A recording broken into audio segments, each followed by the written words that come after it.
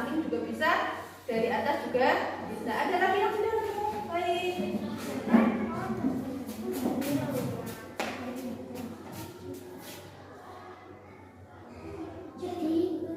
Apa itu bacanya?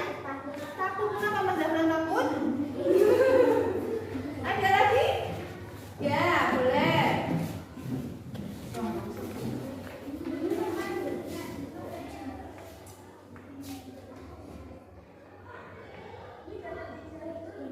Apa itu bacanya? Lelah. Mas Rizky lelah. Ada lagi? Cukup? Ada yang mau maju lagi tidak? Oke, Bu. Hari ini kita akan belajar tentang menggalang kerukunan. Materi kemarin yaitu tentang apa? Mempersatukan umat. Sebelum mempersatukan umat apa? Membangun masjid Nabawi. Nah, bab ketiga ini yaitu tentang menggalang kerukunan.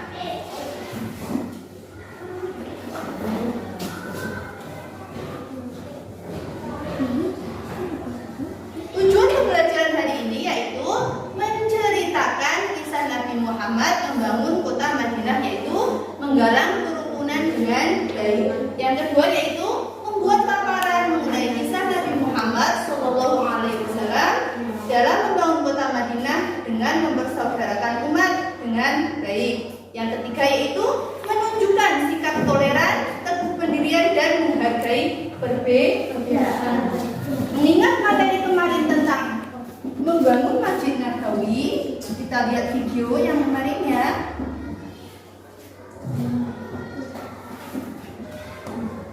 Dan kita mati dulu. Sallallahu alaihi wasallam. Pembangunan Masjid Nabawi di Madinah. Diperhatikan. Dicermati. Pembangunan Masjid Nabawi menjadi langkah pertama yang dilakukan Rasulullah setibanya di Madinah. Beliau ingin menjadikan Madinah sebagai negara yang dibangun dengan fondasi keberkahan. Untuk mewujudkan hal tersebut, maka kaum muhajirin dan kaum ansor bahu-membahu dalam proses pembangunan masjid. 1 Hijriah merupakan tahun yang penting dalam sejarah Islam karena menandai peristiwa hijrahnya Nabi Muhammad SAW dari Mekah menuju Madinah. Setelah peristiwa ini, perhitungan tahun kenabian diganti dengan istilah tahun Hijriah. Kelak pada masa kekhalifahan Umar bin Khattab, tahun hijrahnya Rasulullah menjadi awal penghitungan kalender Hijriah yang dimulai dari bulan Muharram. Hingga kini umat Islam di seluruh dunia memperingati 1 Muharram sebagai tahun baru Islam atau tahun baru Hijriah. Sebelum adanya Masjid Nabawi, Rasulullah sholat di mana saja, asalkan tempat tersebut terhindar dari najis, maka sah digunakan sebagai tempat sholat.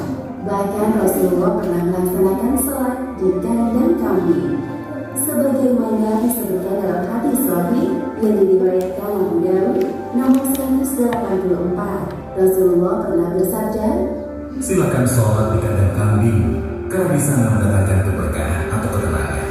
Setelah beberapa hari tinggal di Madinah, Rasulullah berkeinginan untuk membangun sebuah masjid yang memiliki banyak fungsi, jadi tidak terbatas sebagai tempat sholat. Namun, masjid tersebut bisa digunakan sebagai markas dakwah Islam di Madinah.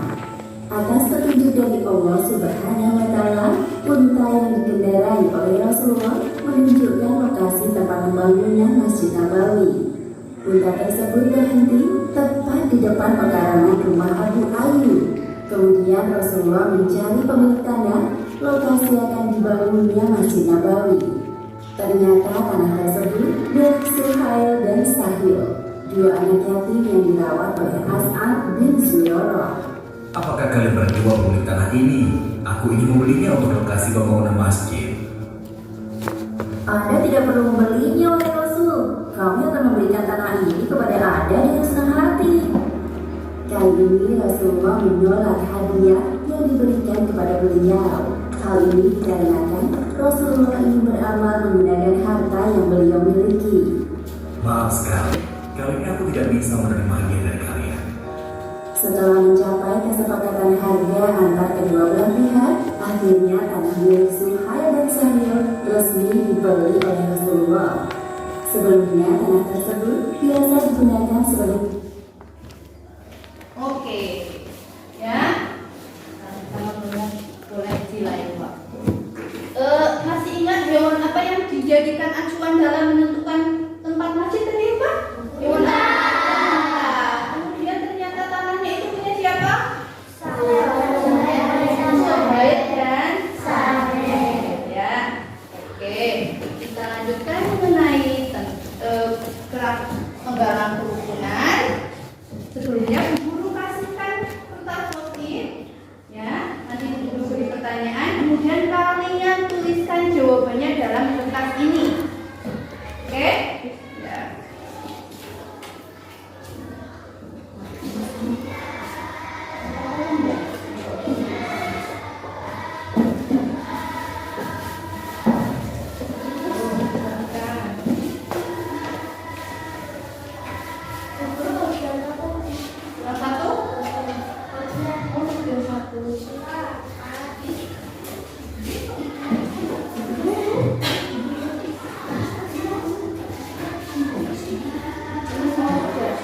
Oke, pertanyaan yang perlu kalian jawab yaitu, pernahkah kalian berselisih dengan teman? Pernah belum? Pernah tidak? Pernah. Nah, ditulis situ pernah. Nah, nanti ada alasannya. Karena apa? Contohnya apa? Berselisih karena apa? Ya. Gitu ya. Yang kedua, pelan-pelan saja.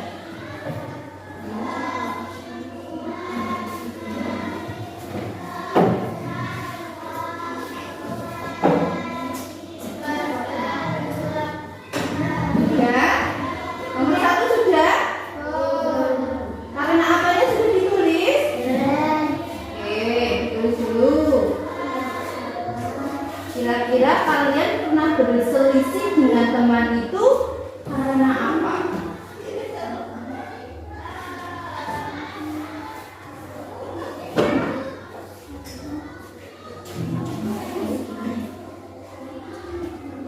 Bisa ketika kalian sedang bermusyawarah, kerja kelompok, ya, membuat kreasi, kan bisa berbeda pendapat, ya kan? Atau mungkin sedang bermain bersama teman, kalian berselisih, bisa saja. Terserah kalian, pengalaman kalian sendiri apa?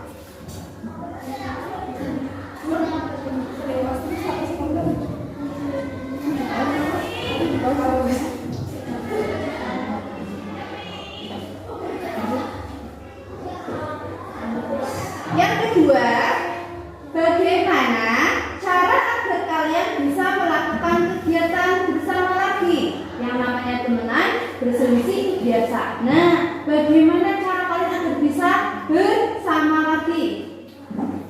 Bisa aku remani itu bagaimana?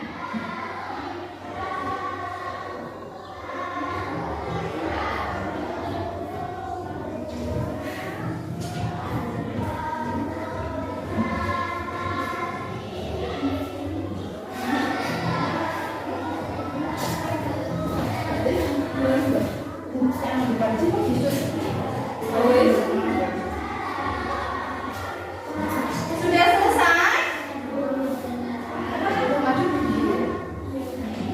Selesai?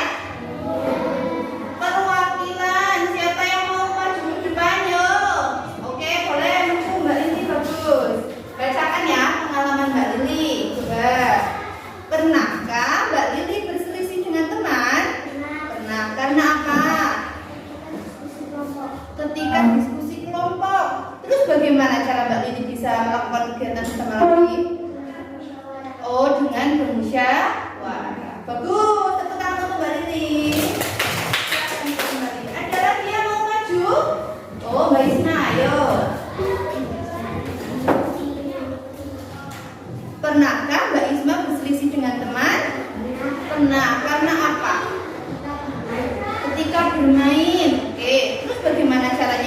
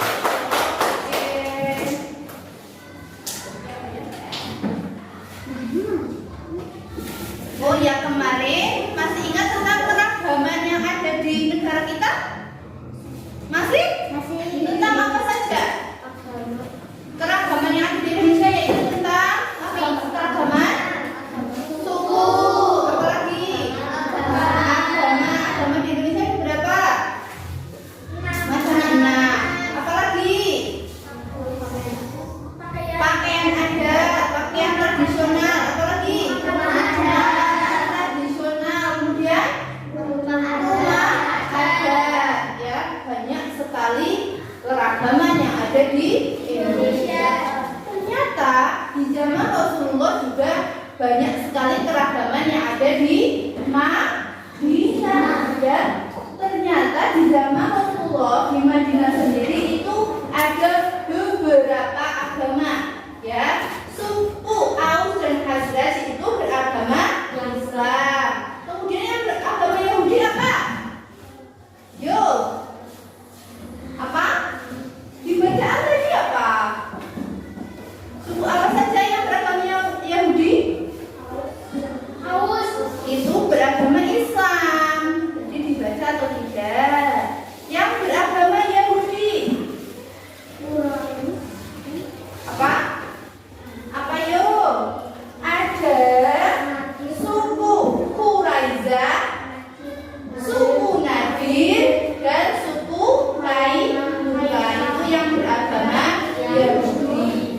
Ada yang beragama Islam, beragama Yahudi, juga ada yang musyrik, ya, tidak beragama, tidak menyembah Allah, ya. Banyak sekali keberagaman yang ada di Madinah, ya. Yang namanya keragaman bisa menimbulkan apa? Perselisihan. Yang namanya keragaman itu pasti bisa memunculkan perselisihan. Oleh karena itu, Nabi Muhammad menciptakan kerukunan di Madinah, yaitu dengan membuat perjanjian. Perjanjiannya itu berisi tentang piagam Madinah, dikenal dengan piagam Madinah. Ada yang tahu isi piagam Madinah? Iya, tentang pengakuan umat Islam, juga tentang pengakuan umat Yahudi, ya, tentang kewajiban dan hak itu bisa dilakukan, ya. Kewajiban tentang kewajiban dan haknya itu mempunyai hak dan kewajiban yang sama. Penduduk Madinah memiliki hak dan kewajiban yang sama, ya. Hukum harus selalu ditegakkan. Itu adalah isi dari piagam Madinah. Begitu juga di Indonesia, ya. Di Indonesia itu keragaman banyak sekali. Keragamannya itu banyak sekali. Yang mempersatukan kita apa yang paling terkenal? Yo, apa? Kalau di Madinah ada apa? Ada piagam Madinah. Kalau di Indonesia itu ada Pancasila, ya. Semua warga Indonesia itu memiliki Pancasila. Dasar bernegaranya itu adalah Pancasila, ya. Oke. Sudah paham? Ada yang mau ditanyakan dulu tentang penggalan kerukunan? Untuk mengetahui sejauh mana pemahaman kalian tentang penggalan kerukunan, Bu Guru ada lembar teka-teki sila. Pernah bermain teka-teki sila? Pernah. Senang tidak bermain teka-teki sila? Oke. Nanti ini dikerjakan bersama kelompok kalian masing-masing, ya. Ya, langsung ditulis di sini saja. Kalau ada yang belum paham boleh ditanyakan, tapi jangan tanyakan jawabannya, ya.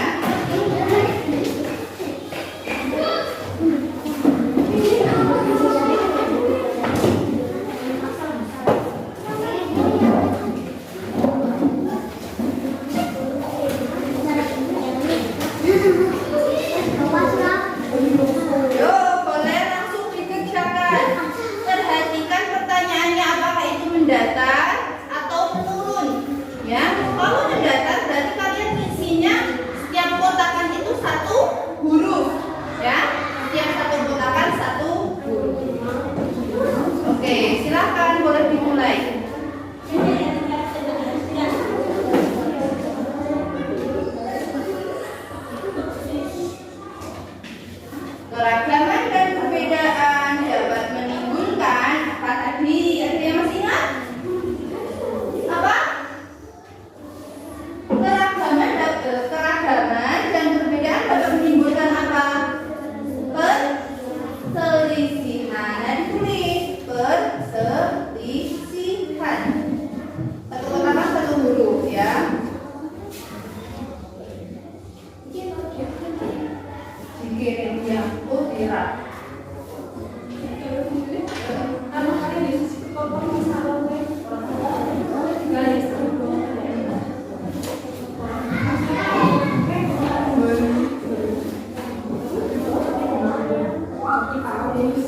cilok ya.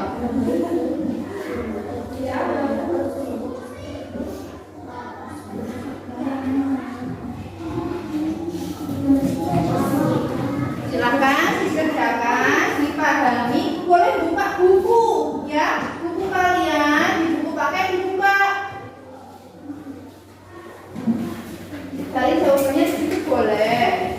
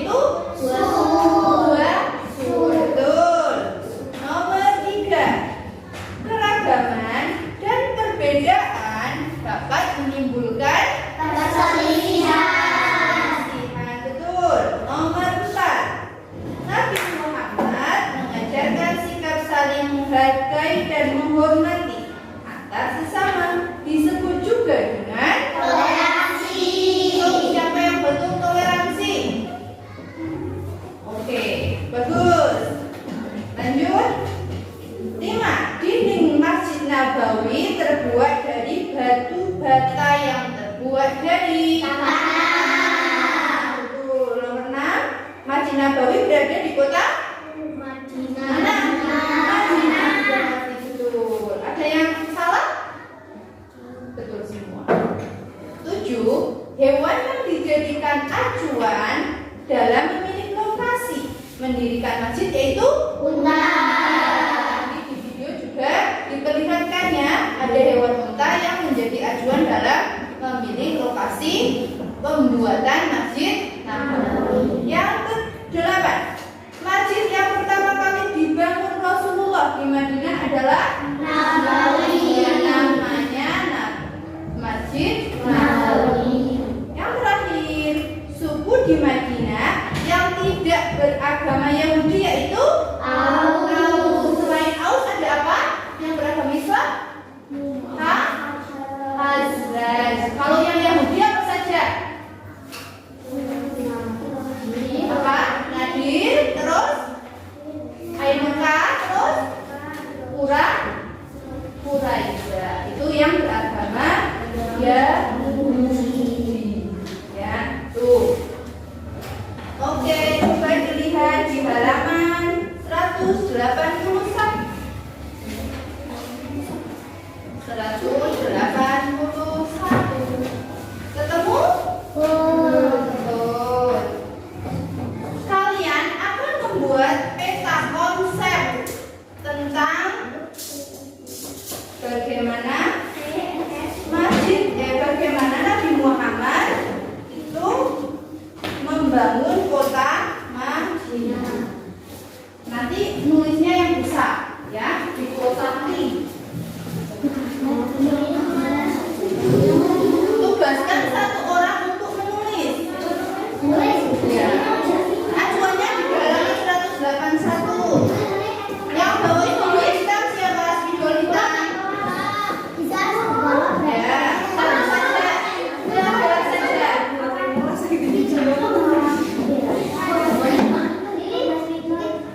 Kelompok 2, pulpen. Spidolitanya mana? Oke, kelompok 3. Oke. Mbak Hani, lihat warnanya mana? Minta tolong. Apa?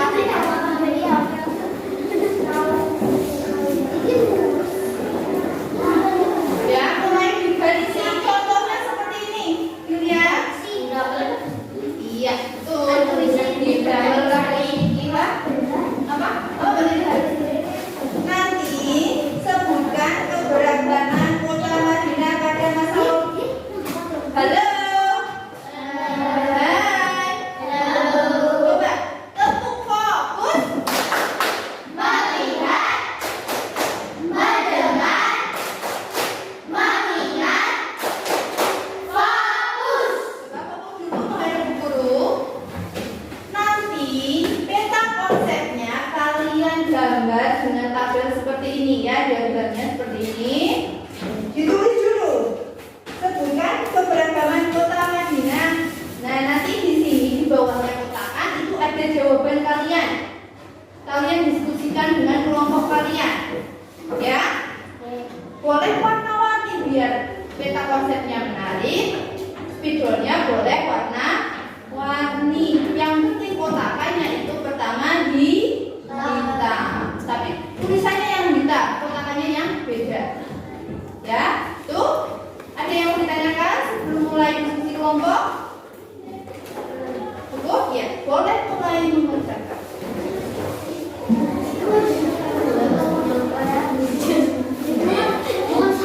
Buat saja.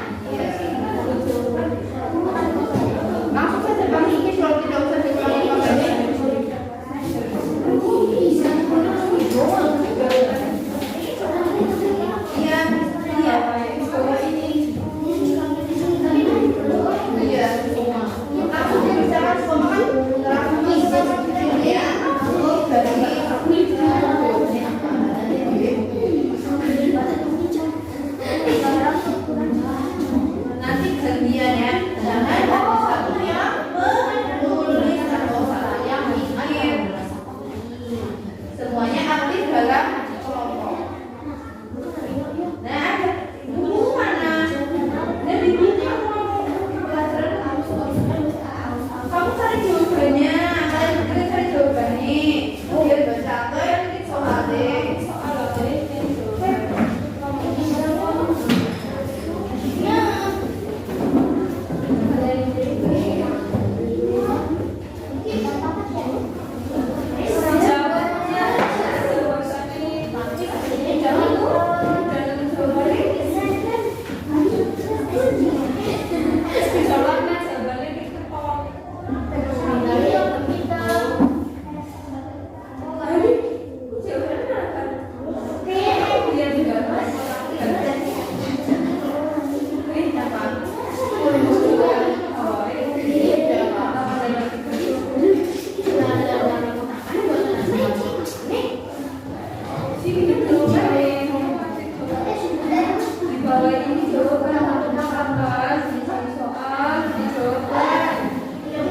Nanti kalian menugaskan ya, sekarang itu kalian menugaskan satu orang untuk mempresentasikan hasil diskusinya ya.